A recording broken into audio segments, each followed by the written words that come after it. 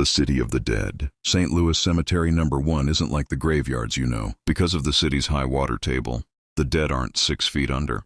They are stacked in whitewashed stone ovens and crumbling marble crypts above ground. Since 1789, it has been a labyrinth of narrow alleys and sun-bleached tombs, a place where the air feels heavy, even when the wind is blowing. The Queen's presence.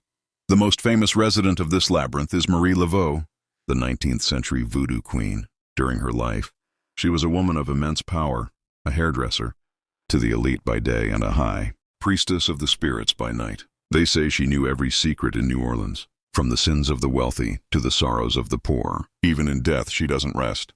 People still whisper about her spirit wandering the narrow aisles, recognizable by the red and white turban wrapped around her head and the vibrant, spectral colors of her dress. If you follow her, she doesn't lead you out.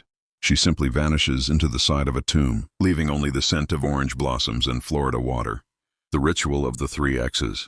For decades, visitors practiced a desperate ritual at her tomb. They would knock 3 times on the stone to wake her spirit, scrape 3 X's into the crumbling plaster with a piece of red brick, spin around 3 times and leave an offering, a cigarette, a coin, or a bottle of rum. The archdiocese had to stop the practice and restrict entry to tours because the tomb was being worn away by the hands of the living.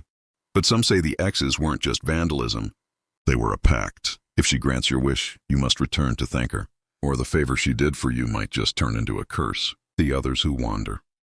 Marie isn't the only one who refuses to move on. If you ever find yourself inside those gates, watch for these 3.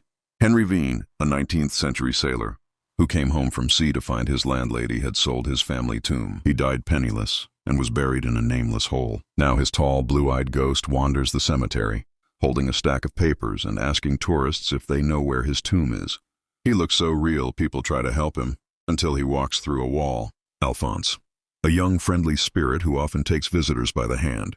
He smiles and asks them to take him home. But if you get too close to the Pined family tomb, his smile vanishes and he warns you to run. The chess master, Paul Morphy, the greatest chess player of his time, is often seen at his family crypt, staring intensely at a ghostly board, forever trying to solve one last move. A warning for the night. The cemetery is locked at night now, guarded by high walls and iron gates. But the locals say that on certain humid nights, when the fog rolls in from the Mississippi, you can hear the sound of drumming and low chanting coming from the center of the City of the Dead. It's the Queen, they say. She's still holding court.